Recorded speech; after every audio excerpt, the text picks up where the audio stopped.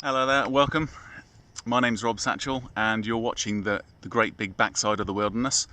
In this series of short videos I'm going to just share with you guys some useful tips and suggestions to make your journey through the wilderness a little bit easier, safer and a whole lot more fun. Well, that's the shortest pilot in history ever, isn't it? But whilst we're here, I just we're probably wondering where here is. We are in the western edge of the Sahara.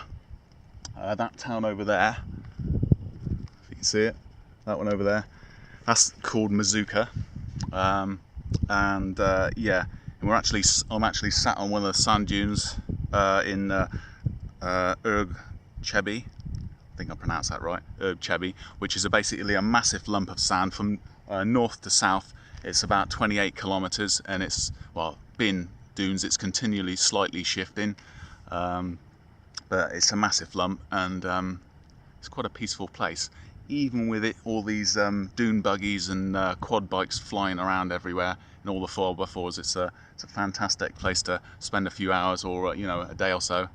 Anyway, whilst we're here, in the middle of the desert ish, I'll give you some pointers. It is November time.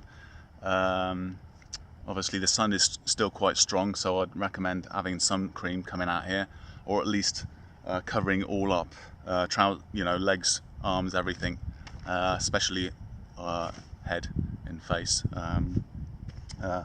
I don't need to mention water. It's the desert. You should bring plenty of water, at least enough for a day, even though we're I reckon about 40 minutes walk from town here. This is in fact where I'm going to be sleeping tonight, on top of this one. If you are doing that and you're planning to do it solo, I do recommend that you're no more than 30 minutes walk from the nearest village or town, just in case something nasty stings or bites you, that's all.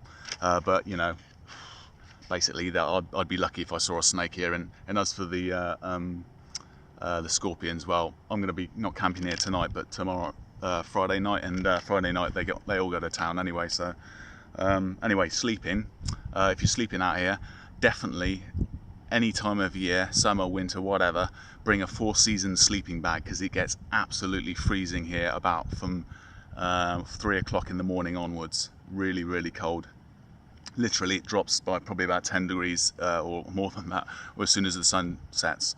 So 4-season sleeping bag I'd definitely recommend. If you're not in a tent, which I won't be, and if you're balancing out of the in the wind, not in a dip like most people down there, they're pretty protected from the elements down there, and they're in tents. I won't be up here because I prefer it up here. It's nice and quiet and it's a load more peaceful. Anyway, keep your clothes on, but put an extra jacket, or underneath your jacket put another fleece on. I do recommend that, because you might be a bit toasty going to bed, but by 3, 4, 5 in the morning it's going to be very cold, and even if there's the slightest breeze when you go to sleep, that slight breeze in the morning will be absolutely chilling, so you will need all layers of clothes on. Most important thing, even in the desert here, check with the weather before you go. Today it's nice and sunny. Yesterday when I arrived here, there was puddles of rainwater all over the main road, and I don't know if you can see it, but down there there's a slight coloration difference in the sand. That is all rain. It tipped it down here yesterday. But anyway, it's supposed to be cloud cover tomorrow. Hopefully not rain, because I don't want to wake up wet, but it's a short walk to town, so that won't really matter.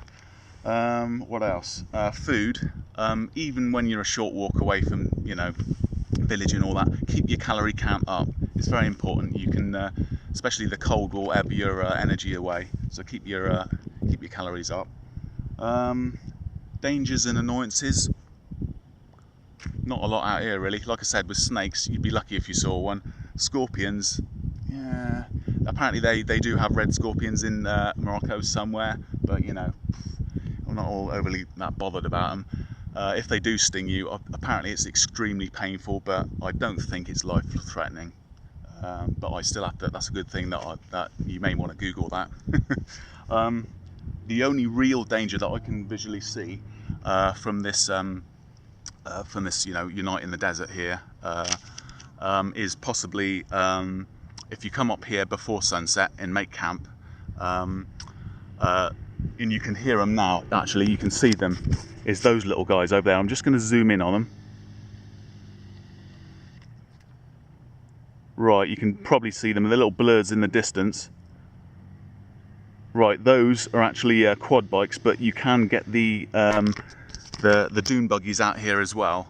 And if you're on the blind side of a sand dune and they come across the top of it or round the side, and you are on tyre tracks, they might just run straight into you. So be careful. You'll hear them coming half a mile away at least. So that'll give you time to get out of the way. Just be very careful of dune buggies in quad bikes flying around, and the other vehicles that are a little less noisy. Anyway, that's about it from here in the Sahara. Yeah, okie dokie. Not bad. Anyway, I'll see you in the next episode. This is Rob Tatchell saying bye for now. Take care.